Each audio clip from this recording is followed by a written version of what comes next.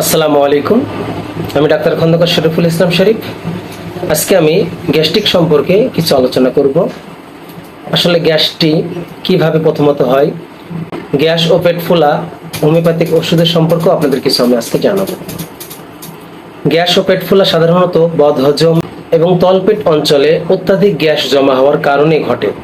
এতে পেটে চাপ ধরা বা পেট ফোলা এবং শরীর দুর্বল করে দেওয়া, তীব্র ব্যথা ও অস্বস্তি অনুভব হতে পারে।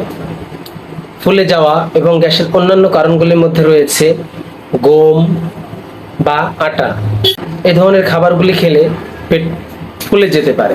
আমরা গ্যাস বাড়লে বা পেট ব্যথা করলে সাধারণত যে কোনো ফার্মেসিতে যেয়ে সরাসরি আমরা গ্যাসের ওষুধ অথবা যে কোনো পেট ব্যথার একটি ওষুধ খেয়ে নিই, কিন্তু আমরা এইটা জানি না যে নিজের মন মতন ওষুধ খেলে ভবিষ্যতে এটা কোন পর্যায়ে দিয়ে দাঁড়াতে পারে। আসলে না জানার কারণে আসলে অনেকে অনেক ক্ষতির সম্মুখীন হয়। আপনারা নেটে সার্চ দিয়ে দেখবেন যে গ্যাসের বড়ি যদি কেউ অতিরিক্ত খায় তাহলে তার কি ক্ষতি হতে পারে, তাহলে তার ভবিষ্যৎটা কোন পর্যায়ে দাঁড়াতে পারে। এই বিষয়গুলো কিন্তু আপনাদেরকেই লক্ষ্য করতে হবে। আজকে আমি হোমিওপ্যাথি কিছু ওষুধের নাম বলবো এবং কি কি লক্ষণে কোন ওষুধটি ব্যবহার হবে সেটাও আমি আপনাদেরকে আজকে বলে দেবো। একটু লক্ষ্য করে দেখুন। প্রথমত 1 নম্বর গ্রাফাইটিস। এটি হোমিওপ্যাথির মধ্যে সর্বাধিক ব্যবহৃত এবং সবচেয়ে কার্যকর উপাদান। গ্রাফাইটিস ফুলে যাওয়া পেটের চিকিৎসায় সাহায্য করতে পারে, যা দীর্ঘস্থায়ী কোষ্ঠকাঠিন্যর একটা বৈশিষ্ট্য।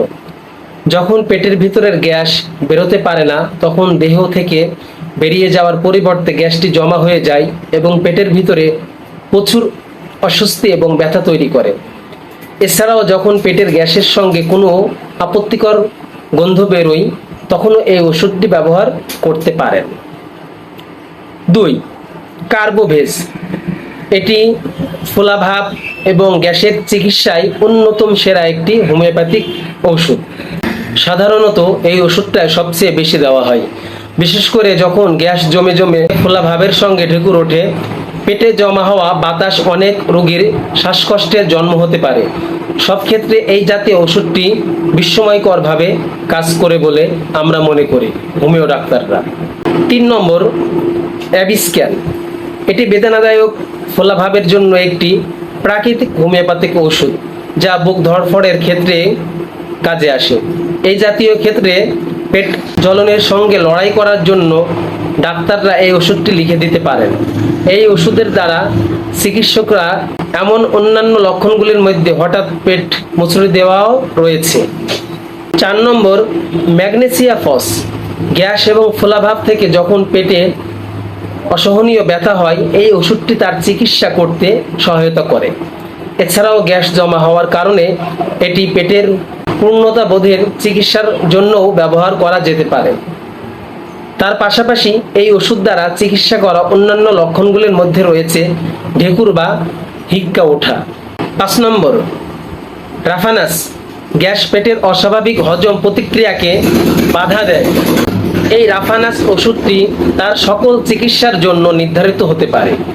যখন গ্যাসের কারণে পেট শক্ত হয়ে যায়, অর্থাৎ ভিতরে থেকে বায়ু আসতে পারে না, তখন এটি ব্যবহার করা যেতে পারে। 6. চায়না। এটি একটি হোমিওপ্যাথিক ওষুধ যা পরিপূর্ণতা, দৃঢ়তা, ব্যথা, এমনকি পেটে ভারাক্রান্তির মতো লক্ষণগুলি থেকে মুক্তি দিতে সহায়তা করে। এটি রোগীকে সচল থাকতে সহায়তা করতে যাতে উপসর্গগুলি তাড়াতাড়ি দূর করে। এটি রোগীকে সচল থাকতে সহায়তা করতে যাতে উপসর্গগুলি তাড়াতাড়ি দূর করতে হয়। প্রিয় দর্শক শ্রোতা, হোমিওপ্যাথি একটি বহু পুরনো চিকিৎসা বিজ্ঞান যা প্রাকৃতিক ওষুধের সাহায্যে এই গ্যাস, বদহজম এবং আরও অন্য ধরনের রোগের চিকিৎসা করার চেষ্টা করে। তবে সঠিক চিকিৎসা পাওয়ার জন্য ডাক্তারের কাছে যাওয়া এবং আপনাকে সঠিকভাবে পরীক্ষা করা এবং ওষুধগুলির সঠিক সংমিশ্রণটি নির্ধারণ করাটা গুরুত্বপূর্ণ। কেননা চিকিৎসক আপনার অবস্থা এবং রোগের লক্ষণগুলি যত ভালোভাবে বুঝতে পারবে, তিনি তত ভালোভাবে আপনার চিকিৎসা দিতে পারবে। তাই আসুন আমরা শুধু শুধু এদিকে ওদিকে ঘোরাঘুরি না করে অভিজ্ঞ একজন হোমিও চিকিৎসকের মাধ্যমে আপনার চিকিৎসা করান, তাহলে অবশ্যই আপনি সব ধরনের রোগ থেকে মুক্তি পাবেন।